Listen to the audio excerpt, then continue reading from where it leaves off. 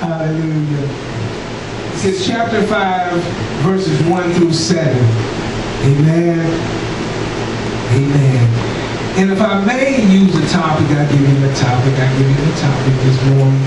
The topic will be silent time. Silent time is necessary in the house of God. Silent time is necessary in the house of God. See, a lot of times you get people coming to the church and all they want to do is run their mouth. They don't want to run their mouth. They want to be seen. They want people to listen to them, but they don't want to listen to God. Silent time is necessary in the house of God. As we look at this particular chapter, I want you to focus right now on that particular chapter. And keep in mind now, looking at verses 1, it says, keep thou feet when thou goest to the house of God, and be more ready to hear than to give the sacrifice of fools, for they consider not they do evil. Keep thou feet. Keep thou feet. Now, just before we get all into this particular chapter, the subject is silent time is necessary in the house of God. We looked at that word necessary. Necessary. And we'll go to Webster. Necessary is a requirement to be done, achievement, needed, essential, present, and not only that, mandatory. The word necessary, and we focus on that word necessary because in human life it's necessary that we have the essentials of life. In other words, we have food, we have clothing, we have water, we have heat. Those are things are necessary for us to live and survive. So that is very important. In other words, so many words to say, it's mandatory for us to have water to drink, food to eat. Those are necessities that we need. So in the house of God, it's necessary sometimes just to be silent. You hear what I'm saying? Sometimes we get in church and we just want to tell, run our mouth, talking about something we don't even know about, but we want to tell somebody about this and about that, and we don't even know. So it's necessary, it's a requirement that you need to be silent sometime in the house of God. Okay. Y'all hear what I'm saying? As verse chapter 5 of Ecclesiastes, verses 1 says, keep thy feet when thou goest into the house of God, and be more ready to what? To hear than to give a sacrifice of food. Okay. For they consider not that they do evil. Let's go on a little bit further. It says, be not rash with thy mouth, and let not thou heart be haste to utter anything before God. Okay. For God is in heaven, and thou upon earth. Therefore let thy words be what? Few. So we running our mouths in the church and talking this and talking that, and Lord, I promise you this and I promise you that. Somebody said, they wrote a song, said, I made a vow to the Lord and I won't take it back. Many of us will make a vow and we'll open up our mouth and say some things that we ain't ready to honor. Can I get an amen? Amen. Y'all know what I'm talking about? Sometimes we say, Lord God, I want to do this and I want to do that, but when it comes down for you to step up to the plate, then another change of vendor. He said this. He said now, verse 3, he says, for a dream cometh through the multitude of business, and a fool's voice is known by a multitude of words. Like I said before, silent time is necessary in the house of God. It ain't meant for you to talk all the time. You saith the Lord, instead of you trying to run your mouth. God said, I can speak to you, but you got to listen. But if you coming in with your mouth wide open, you cannot hear what thus saith the Lord, because you already ready to give your own opinion about things. How they dress and what they look like and what they say and is that of God. God said, you listen. Be quick to listen. He said this. He said, for a dream coming through the multitude of business. So you don't get a business overnight. You don't get a business just that pops up.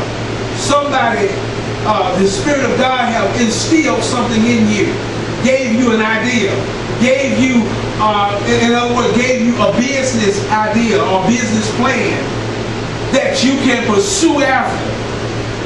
Do you see what I'm saying? When you dream and through a multitude of business, that's how you get to be successful. The church that God have put you in charge of, it didn't come to you just somebody dropped it in your lap.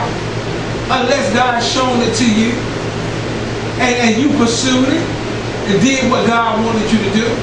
And that's how you got to be known, the Agape Community Christian Church. Okay. The youth reach out program, didn't nobody give it to you. God dropped that in your spirit. And God began to conduct that in your heart. And that's how it came, the youth reach out program. And multitude of business. Now he said, when thou vows, this is verse 4. When thou vowest a vow unto who? Unto God. Defer not to pay it, for he has no pleasure in fools pay. In fools pay that which thou hast vowed. We make a vow to God all the time. We don't think about it. We just say, Lord, we ain't caught up in the moment. Sometimes somebody can preach you happy and you open up your mouth and say something that you know you ain't ready to honor. You got men and women come to the church and they open up their mouths and make a vow to God and they know they ain't ready to live up to it. You got preachers saying that they ain't gonna cheat no more. And no, they ain't ready to honor that. Because before the night's over with, they found somebody else to cheat with them. You got deacons and mother boards and all of that. They make a vow before God. But then they ain't ready to honor that. That's why he said this. He said, when thou vowest a vow unto God, not to man now. Because you know, if I tell man something, I'm going to lie to him in a minute. I'm going to do my own thing, But when you make a vow unto God, defer not to pay it, for he has no pleasure in fools' pay, that which thou hast vowed. Verse 5 says, better is it that thou shouldest not vow than that thou shouldest vow and not pay. So keep your word. Don't say nothing if you ain't going to do it. He said, don't put your name on the list if you know you ain't qualified for it. Don't even think about trying to be a leader over something and you know you failing at everything you do. So he said, stop making a vow to me and you know that you're not going to honor that because you're deceiving yourself and you're lying. Amen. He said, therefore, how you going to pay it and you know you ain't true to pay? It's just like getting a credit card. They gave you a credit card. They trusted enough that you would be good for $500, and you told them in writing that you promised to pay back. But when you got head over heels and you got low in money, you just ignore paying them back. It says, suffer not thy mouth to cause thy flesh to sin. That's verse 6. I've heard so many times and I heard so many slogans that they use. Don't let your mouth get your behind in something that you can't get your behind out of. You obviously cleaned it up. You know how it is.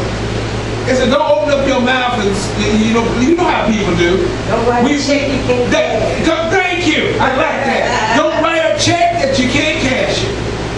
Don't open open up your mouth and get yourself in a situation and you know you can't back it up. That's what's wrong with a lot of people today. They open their mouth when they should have been silent. In the house of God, in the house of God, in the church, you got people that's got an attitude. If you can't say nothing good about that brother and sister, don't say nothing at all. Keep your mouth quiet. Okay. It's a necessary thing in time in the church to shut up. Oh, yes. Don't be quick to run tell everybody what's going on in your life. Don't be quick to tell everybody your business and you shouldn't take it to God. And then you get mad when somebody blurt out your business. It's time to be quiet sometime in the church and hear what thus saith the Lord. He will tell you how to handle your situation if you can just be quiet. He said, when you come in, don't be ready to spew out everything. He said, let your words be few. Okay. All right. Mandatory. The word necessity, necessary. It can be mandatory. One of the definitions is required to do. When something is necessary, you got to get it done. It's necessary for us to go to Kroger's and wherever we go to buy groceries, because if we don't, we're going to starve. Amen. It's necessary for us to get a glass of water when it's hot, because we'll get dehydrated. Because over half of our body is made out of moisture and water. So these are things that are necessary. So why isn't it not necessary to be quiet when you come into the house of God? Because you got a lot of foolish things and foolish people saying a lot of things in the house of God. Sometimes God needs to deliver a message to you, but you can't get it because you're too busy running your mouth. Silent time is necessary in the house of God. We look at Psalms chapter 39. Psalms chapter 39 verses 1 and 2. And it says this. Almost there. Just give me a little time. I'm going to get there. Amen. Remarkable. Verses 1 says, I say, get my glasses. It said, I said, I will take heed to my ways, that I sin not with my tongue. I will keep my mouth with a bridle, while the wicked is before me. Now you see, verses 2 said, I was dumb with silence. I held my peace, even from good, and my sorrow was strife.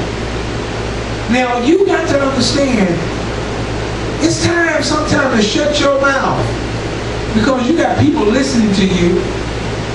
You got people listening to you and everything you say.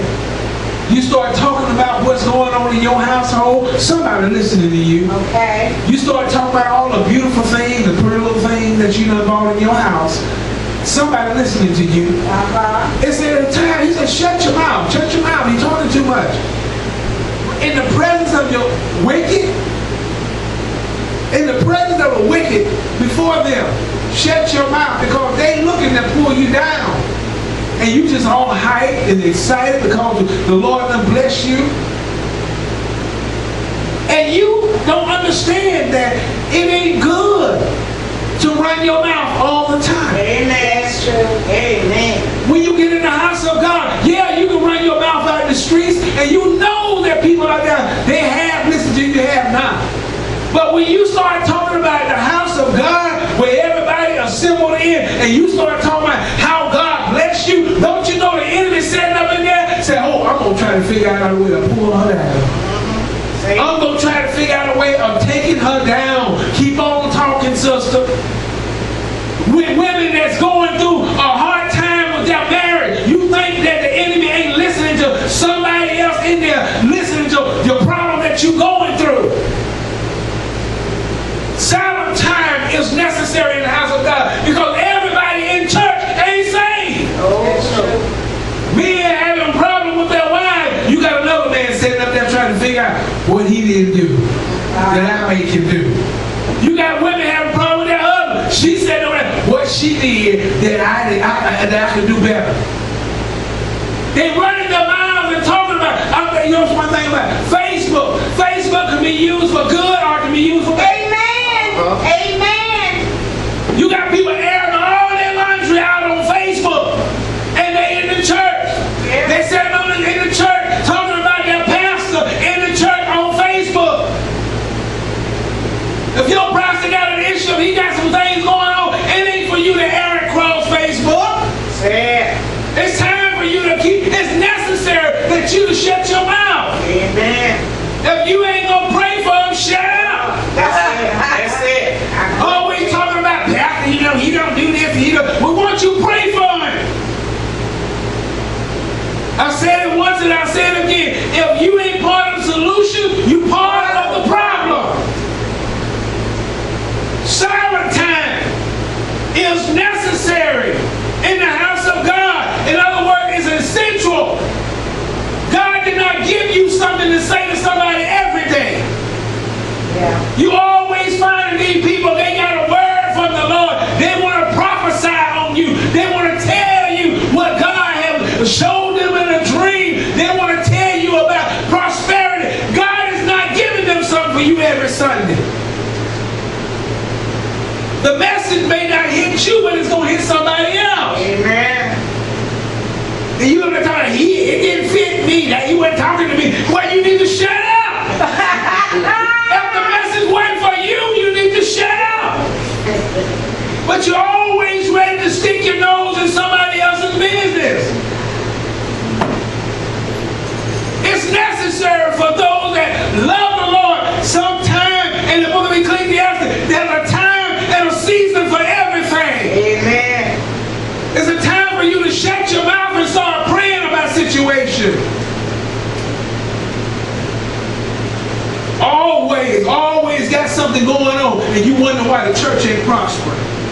You wonder why people ain't being saved. People don't want to come to church with you because they're looking at where you live. You better be careful when you start talking about you a servant of God.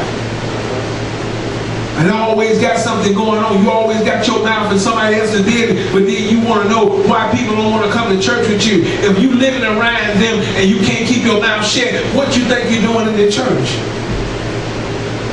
Right. Yeah. If you ain't trustworthy in the church, why should you be trustworthy at home? Amen.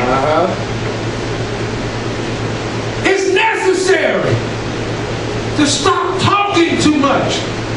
And the Bible said, don't let your right hand know what your left hand doing. But when you open your mouth all the time and telling everybody what you're doing, everybody know what you got going on. Amen.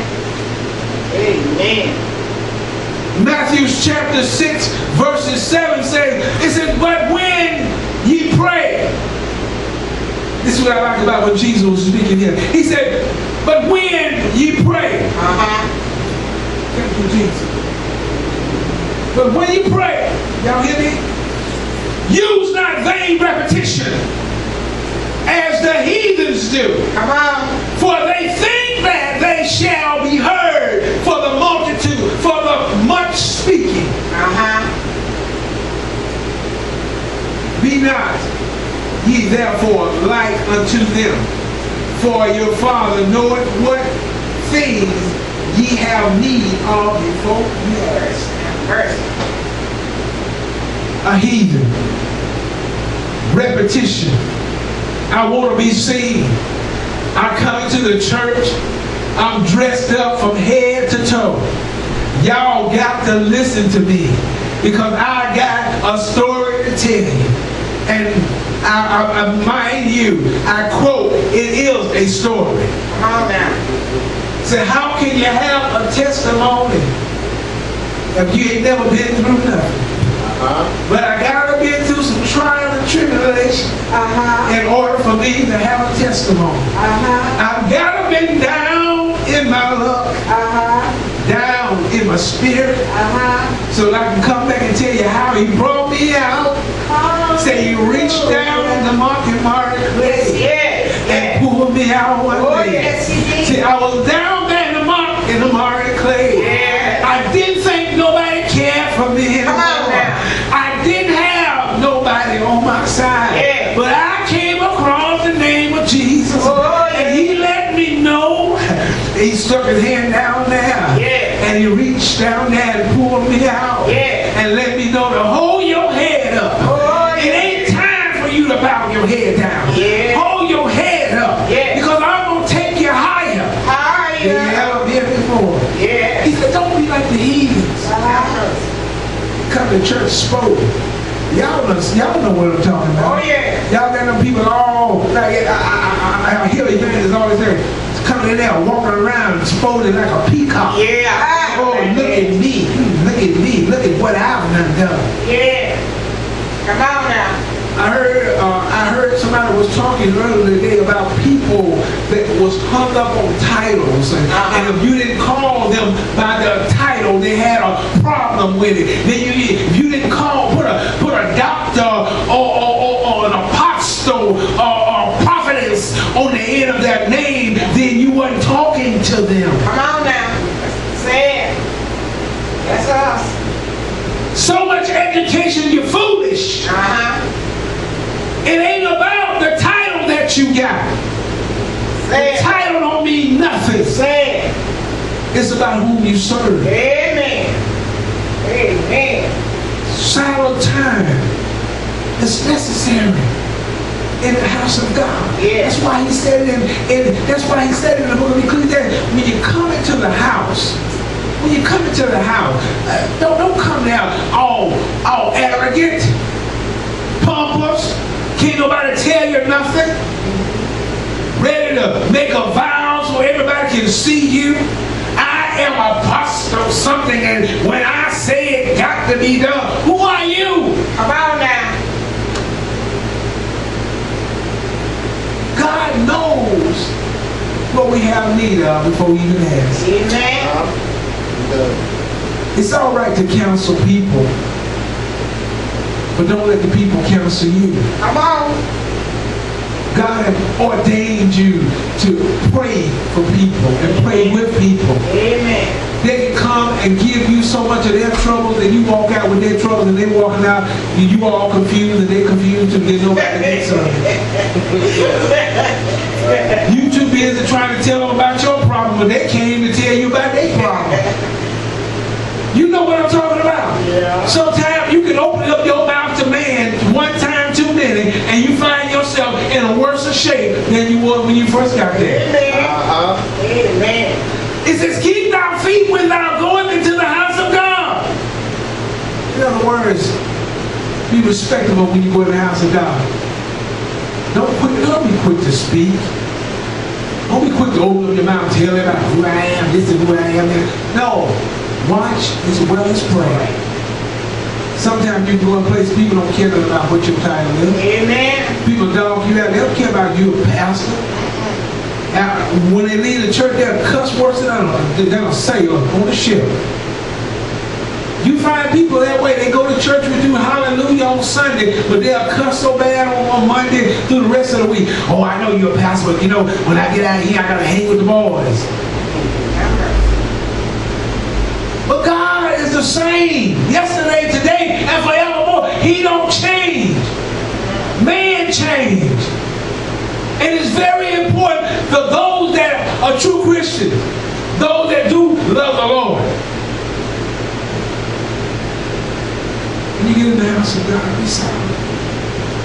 Take your little time and start praying before you want to start talking to people.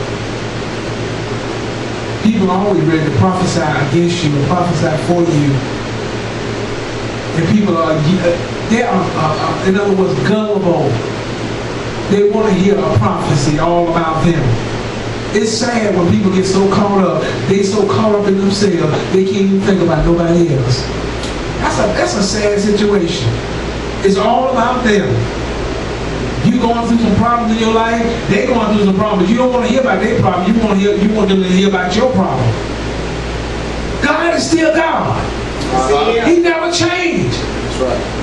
We got to understand that regardless of what title has been laid before you, God says sometimes it's just time to be quiet. It's time to be quiet. It's a necessary thing to come into the house of the Lord ready to hear and to not speak. God can do more for you if you shut up and listen than if you run your mouth out. Oh, I done read about Genesis and Revelation. Yeah, you have read from Revelation to generation. You have read from Genesis to Revelation.